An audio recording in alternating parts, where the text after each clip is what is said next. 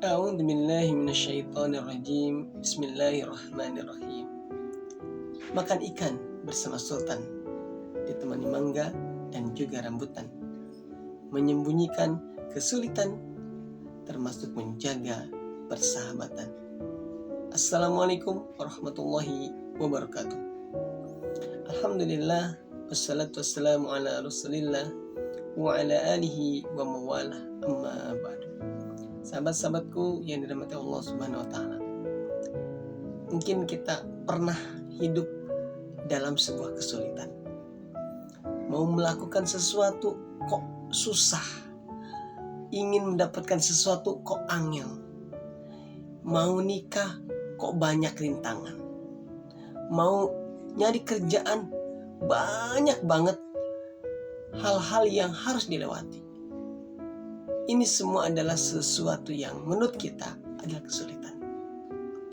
Tapi banyak orang ketika itu terjadi, apa yang dilakukan? Share di medsos. Maksudnya bercerita kepada kawan, bercerita kepada orang lain. Dalam rangka apa?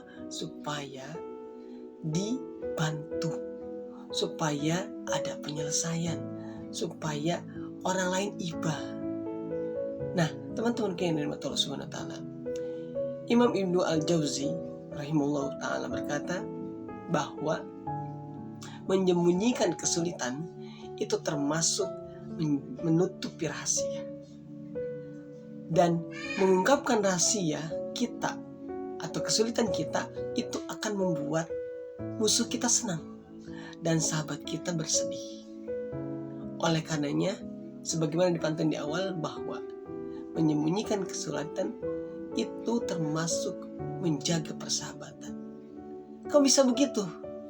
Karena sekali lagi, kalau kesulitan kita terungkap, bilang ke orang lain, maka siapa yang senang?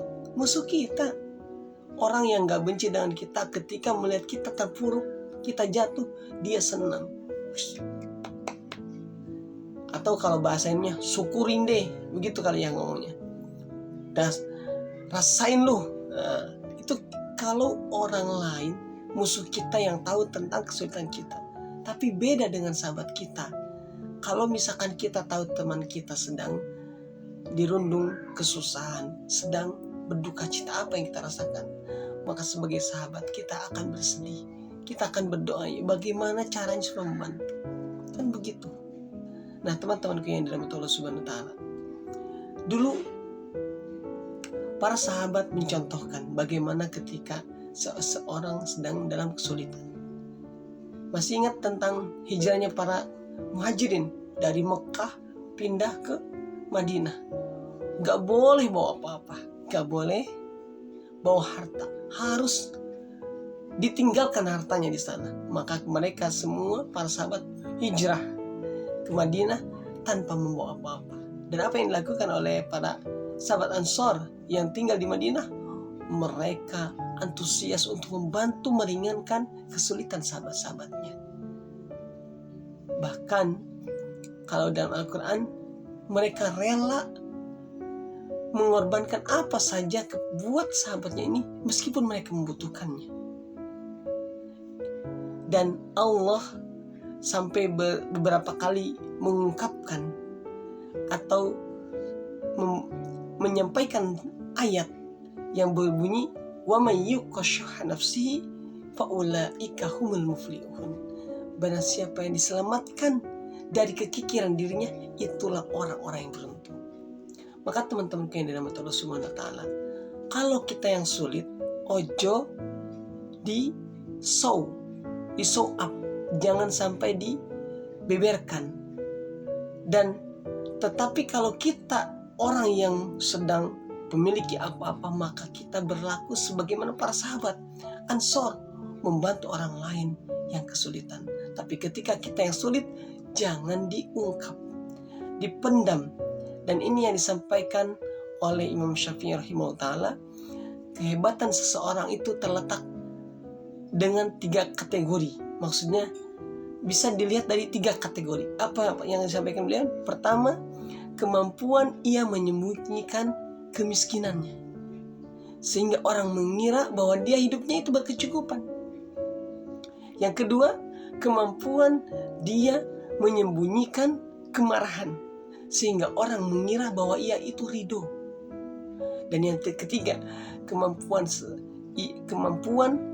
seseorang menyembunyikan kesusahan, sehingga orang lain mengira bahwa dia itu hidup dalam kenikmatan. 3 hal ini yang disampaikan oleh Imam Syafi'i rahimahullah ta'ala untuk menunjukkan kehebatan seseorang berdasarkan 3 kategori ini. Maka mudah-mudahan kita termasuk di dalamnya, yang mana pertama, dia mampu menyembunyikan kemiskinan, mampu menyembunyikan kemarahan, dan mampu menyembunyikan kesusahan. Tidak di show up, tidak di share di sosmed. Kalau kata Ustaz Latif, berdoanya di sosmed, ya Allah dan sebagainya. Rajin amat Tuhan sampai baca-baca status kita, begitu kata Dasat. Nah, mudah-mudahan kita teman-teman, dengan apa yang disampaikan oleh Nabi tadi atau yang disampaikan oleh Imam Syafi'i, bahwa kita bisa menjadi orang-orang hebat ketika 3 hal tadi kita laksanakan. Dan mudah-mudahan kita mampu melakukan itu semua dalam kehidupan kita, dan kita menjadi hamba-hamba yang senantiasa bersyukur dengan apa yang Allah kasih, dan kita selalu ridho dengan kondisi apapun, termasuk ketika kita sedang sulit. Barakallahu fikum, kurang dan lebihnya mohon dimaafkan. Salam akal sehat. Wassalamualaikum warahmatullahi wabarakatuh.